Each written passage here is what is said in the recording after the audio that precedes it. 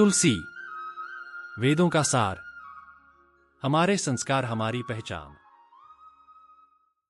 निर्जला एकादशी, दिनांक 6 जून 2025, शुक्रवार। माह ज्येष्ठ पक्ष शुक्ल। प्रारंभ 6 जून रात 2:15 बजे। समाप्त 7 जून सुबह 4:47 बजे। कथा। शौनक आदि 88,000 ऋषिमुनि बड़ी श्रद्धा से इन एकादशियों की कल्याणकारी व पापनाशक रोचक कथाएं सुनकर आनंदमग्न हो रहे थे। अब सबने ज्येष्ठ माह के शुक्ल पक्ष की एकादशी की कथा सुनने की प्रार्थना की।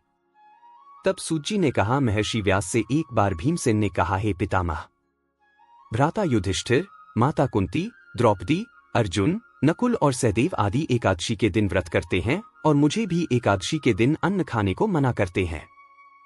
मैं उनसे कहता हूं कि भाई, मैं भक्तिपूर्वक भगवान की पूजा कर सकता हूं और दान दे सकता हूं, किंतु मैं भूखा नहीं रह सकता। इस पर महर्षि व्यास ने कहा, हे भीमसेन, वे सही कहते हैं। शास्त्रों में वर्णित है कि एकादशी के दिन अन्न नहीं खाना चाहिए। यदि तुम नरक को बुरा और स्वर्ग को अच्छा समझते हो तो प्रत्येक माह की दोनों एकादशियों को अन्न नहीं खाया करो। महर्षि व्यास की बात सुन भीमसेन ने कहा, हे पितामह, मैं आपसे पहले ही कह चुका हूं कि मैं एक दिन तो क्या एक समय भी भोजन किए बिना नहीं रह सकता, फिर मेरे लिए पूरे दिन का उपवास करना क्या संभव है? मेरे पेट में अग्नि का वास है, जो ज्यादा अन्न खाने पर ही शांत होती है। यदि मैं प्रयत्न करूं तो वर्ष में एक एकादशी का व्रत अवश्य कर सकता हूं। अतः आप मुझे कोई एक ऐसा व्रत बतलाइए जिसके करने से मुझे स्वर्ग की प्राप्ति हो सके।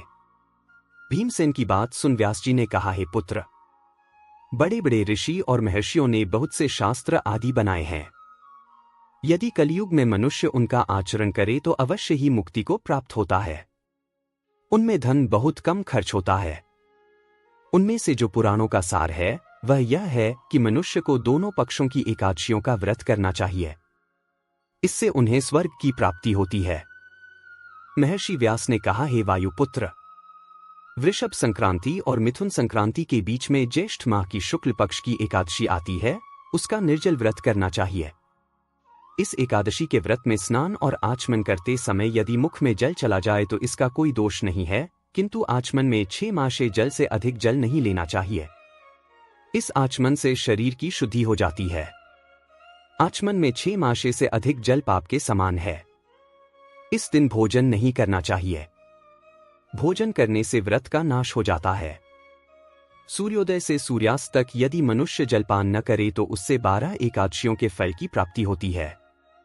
द्वादशी के दिन सूर्योदय से पहले ही उठना चाहिए। इसके पश्चात भूखे ब्राह्मण को भोजन कराना चाहिए। तत्पश्चात स्वयं भोजन करना चाहिए। हे भीमसेन, स्वयं भगवान ने मुझसे कहा था कि इस एकादशी का पुण्य सभी तीर्थों और दान के बराबर है। एक दिन निर्जला रहने से मनुष्य पापों से मुक्त हो जाता है। जो मनुष्य निर्जला एकादशी का व्रत करते हैं उन्हें मृत्यु के समय भयानक यमदूत नहीं दिखाई देते, बल्कि भगवान श्रीहरि के दूत स्वर्ग से आकर उन्हें पुष्पक विमान पर बैठाकर स्वर्ग को ले जाते हैं।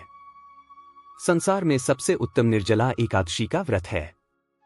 अतः यत्नपूर्वक इस एकादशी का निर्जल व्रत करना चाहिए। इस दिन नमो भगवते वासुदेवाय इस मंत्र का उच्चारण करना चाहिए। इस दिन गोदान करना चाहिए।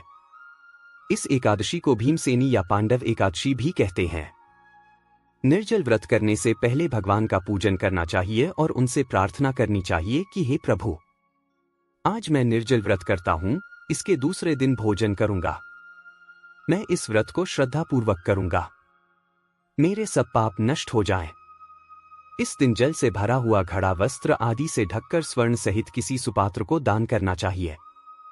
इस व्रत के अंतराल में जो मनुष्य स्नान तप आदि करते हैं उन्हें करोड़पल स्वर्ण दान का फल प्राप्त होता है। जो मनुष्य इस दिन यज्ञ होम आदि करते हैं उसके फल का तो वर्णन भी नहीं किया जा सकता। इस निर्जला एकादशी के व्रत के पुण्य से मनुष्य विष्णु लोक को जाता है। जो मनुष्य इस दिन अन्न खाते हैं उनको चांडाल समझना चाहिए। वे अंत में नरक में जाते हैं।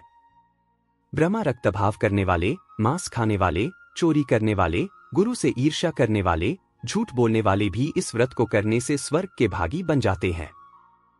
हे अर्जुन, जो पुरुष या स्त्री इस व्रत को श्रद्धापूर्वक करते हैं उनके निम्नलिखित कर्म हैं। उन्हें सर्वप्रथम विष्णु भगवान का पूजन करना चाहिए। तदुपरांत गौदान करना चाहिए।